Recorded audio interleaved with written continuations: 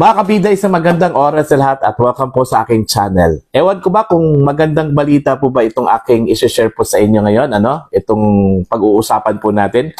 Kasi may pahayag na po itong Malacanang po mga kabida na hindi daw sila makikipagtulungan sa International Criminal Court, dito sa planong aplikasyon po ng kampo po ng dating Pangulong Rodrigo Duterte para sa kanya interim release. Yung pansamantalang paglaya po mga kabida while waiting dito sa mga pagdinig po niya sa International Criminal Court. Alam naman po natin mga kabida na isa sa mga requirements ito coordination po ng ICC doon sa host country. Yung host country po dito sa kasong ito is yung Pilipinas dahil taga Pilipinas po itong si Digong, Okay? Ang problema ngayon, hindi po makipag-cooperate po mga kabida. Okay? Pakinggan muna natin. Ito pong si Yusek Claire Castro po. Yusek, this question is on the subject of interim release for former President Duterte. Isa raw po sa mga kondisyon for granting such a motion, according to the ICC spokesperson, is that for the country, in this case the Philippines, will accept this release and agree to certain guidelines and conditions to be set by the court. Is the Philippines going to accept the former president's interim release and commit to comply with the guidelines to be set by the ICC? With that, does it mean that we have to recognize that ICC has jurisdiction over the Philippines? I believe the family of the former president, Duterte, is asking and praying from the Supreme Court that the government should not cooperate with the ICC. So it means that if we will not cooperate with the ICC, even that prayer or even that manifestation of the ICC, we will not take cognizance of that. Mahirap po kasi na sasabihin natin, although that's hypothetical, sasabihin natin na makikipag-cooperate tayo sa ICC pagdating po sa interim release, dahil lahat po ng issue dyan mabubuksan. Mabubuksan din po kung magkakaroon ng freeze order sa kanyang mga assets. Gugustuhin po ba din ng pamilya Duterte na makipag-cooperate tayo sa ICC para lahat ng kanilang assets, nakatago man o hindi nakatago, ay makikipagtulungan tayo sa ICC para mahagilap lahat ng kanilang assets? Which means it's a sword that cuts both ways, if I understand what you're saying. So, it's a no-go. Ibig sabihin po, ang interim release as far as the Philippine government is concerned. Though it's hypothetical, but as we speak now, we do not recognize the jurisdiction of the ICC over the Philippines. So, that's it.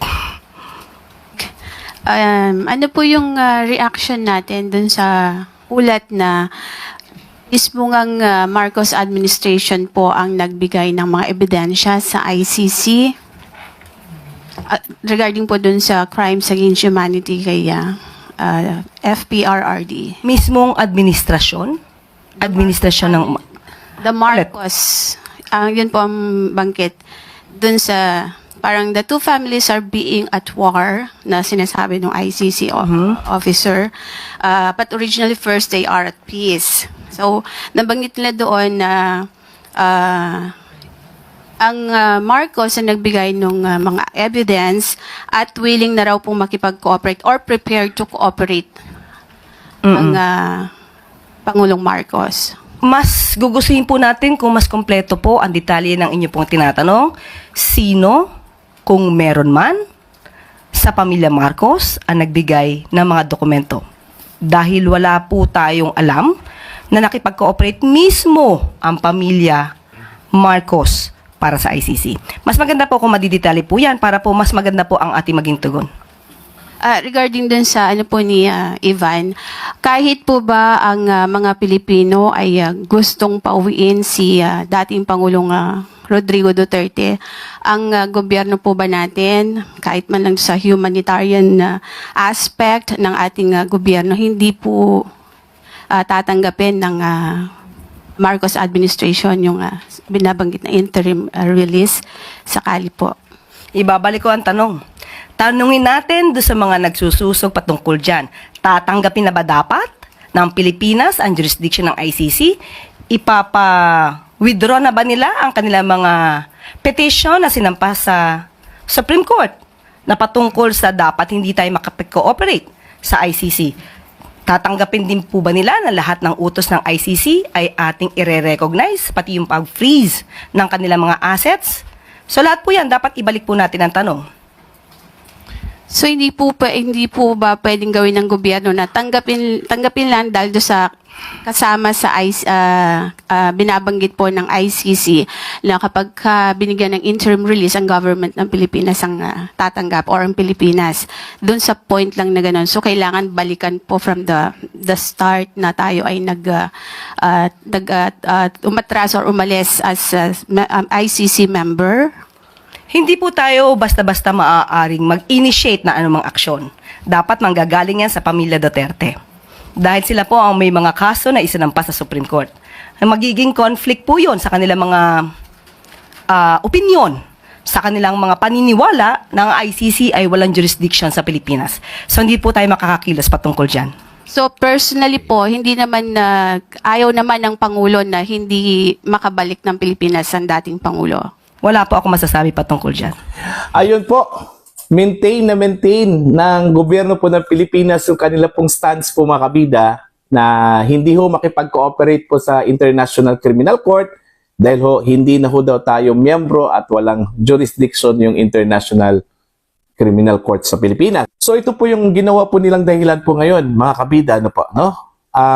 Dahil hindi na ho daw tayo sa cloud ng ICC, ano pang rason kung bakit po tayo makipag-coordinate o makipag-usap sa ICC hinggil ho dito sa interim release po ng dating Pangulo, ano? Okay? So, malinaw po yan mga kabida. Ang ibig sabihin po ba dito, mahihirapan po itong si Digong na makalabas po dahil ho dito sa stumbling block na ito mga kabida. Kasi ho, yung ang sinabi ko kanina isa sa mga requirements po mga kabida, ito pong pagpayag po ng gobyerno ng Pilipinas bilang host country, no, na akuin yung responsibilidad dito ho sa custody kay FPRRD mga kabida at susundin yung mga guidelines po ng International Criminal Court kung sakali hong papayag po sila. Ang problema po dito ngayon is ayaw. Okay? So wala ho tayong pag-uusapan dito na interim release. Ganun po ba yon? Okay? So, ibig sabihin po ba, namimiligro yung chances po ni dating Pangulong Duterte, mga kabida, na makalabas pansamantala? Dahil lang po dito sa hindi pagpayag po ng gobyerno, ano? Okay? Sa bagay, kung tutuusin po natin, consistent naman yung stance po, ano, ng gobyerno na hindi ho sila makikipagtulungan sa International Criminal Court. Pero, yun nga, since ni-recognize po nila na hindi po tayo sa cloud ng ICC, ang tanong po dito bakit po nila ipinahuli po itong si Digong? Bakit po nilang hinayaan na ma-serve po itong warrant of arrest o warrant of arrest mula mismo sa International Criminal Court kay dating Pangulong Duterte? Kung yung argument po nila ay hindi na ho saklaw po ng ICC yung Pilipinas, ano? Gumagawa lang kasi sila ng rason mga kabida Ang sabi po nila dahil daw sa international police. Hindi ho daw sila makahindi doon ho sa Interpol. Okay? Kaya yun, binigay po nila itong si Digong. Inaresto po si Digong at binigay po sa International Criminal Court because of the Interpol. Kung tutuusin mga kabida invalid yun. Kung ang line of argument po ng gobyerno na hindi na po makikipagtulungan sa International Court. Yung warrant of arrest, galing mismo yun ng ICC Although yung Interpol yung nagdala, ikinors through po mga kabida doon po sa Interpol, pero yung ugat po ng dinadala po ng Interpol, yung warrant of arrest, galing po mismo sa ICC. So parang nakikipag-coordinate na rin tayo doon, no? Sa kanila. Nakikipagtulungan po tayo sa ICC. Kasi yung pakay po ng ICC na dalhin po itong si Digong, okay, sa kanila po mga kabida, natuloy, nagtagumpay because of our cooperation. Kasi kung totoong hindi na ho tayo saklaw ng ICC at pinanindigan po natin ito mga kabida, sana hindi ho natin binigay si Digong doon po sa Interpol. Yun yung malinaw doon. Parang naging justification na po ito, na no, ayaw kami makipagtulungan kasi hindi naman kami saklaw ng ICC eh. Wala na pong jurisdiction ng ICC sa amin. Parang ganun yun eh. Di ba? So at least, nakakita po sila ng butas po ngayon, mga kabida. Ginawa po nilang rason po ito para tuluyang hindi ho makalabas po itong si dating Pangulong Rodrigo Roa Duterte. Yun yung malinaw talaga, Mantakin niya, babasahin ko lang yung phrase po, yung statement ni Claire Castro. Does it mean that we have to recognize that the ICC has jurisdiction over the Philippines? I believe the family of former President Duterte is asking and praying from the Supreme Court that the government should not cooperate with the ICC. Ayun. So ito po yung stumbling block po ngayon, mga kabida, Maliban po doon ho sa i-notify yung mga pamilya ng biktima at saka ng mga complainants, kasi kailangan daw yun na i-recognize yung kanila pong damdamin, Kung papayag po daw sila, mga kabida, na palabasin po itong si dating Pangulong Duterte pansamantala, sa pamamagitan po ng interim release. So doon pa lang medyo mahihirapan na itong si dating Pangulong Duterte, kung kukonsultahin po yung mga kaanak po ng mga biktima, kasi alam naman natin po hindi talaga yung papayag, Plus ito pa pong statement po ng gobyerno, yung stance po ng gobyerno na hindi ho sila makikipag-cooperate po sa International Criminal Court. Kasi ang gagawin lang po ng ICC dyan, mga kabida, is i-consult yung Pilipinas. Okay, payag po ba kayo na maging host po kay FPRRD? Na kung papayag po ang Pilipinas, ito po yung pwede ho ninyong gawin. May guidelines po. Unang-una, yung commitment po ninyo, na i-monitor po itong si Digong. Okay? Kasi parang responsibilidad na kasi, mga kabida, ng Pilipinas si Digong eh. Kapag pumayag yung Pilipinas na i-custody si Digong, while he is out from jail, from detention cell, mga kabida. Now, kung tatakas po itong si Digong, okay, for the sake of argument lang po, mananagot po itong Pilipinas. So, yun yung responsibilidad, accountability po ng Pilipinas, Now, dahil dito, mga kabida, yun, iginiit po ng gobyerno ng Pilipinas na bakit po kami makikipag-coordinate, makikipag-usap. Hindi naman kami saklaw po ng ICC. Out naman po kami sa jurisdiction po ng ICC. Kung titingnan po natin yung line of argument po nila since day one, ganun po yun, Pero yun lang po yung problema. Since meron po silang solid stance na hindi po sila makikipag-coordinate po sa ICC dahil hindi na po tayo miyembro po ng ICC, bakit hinayaan po nilang dakpin po itong si Digong through the warrant of arrest issued by the ICC po. Dito ho nagkaroon po ng inconsistency po, mga kabida. Para bang lumabas na, para lang makalabas po itong si Digong, mawala na po itong si Digong sa Pilipinas, eto na, bibigay namin, aarestuhin namin, parang ganun. Ito, meron pong application for interim release para makabalik po sa Pilipinas. Ito, ayaw po. Kasi, in short, ayaw po nilang makabalik si Digong sa Pilipinas.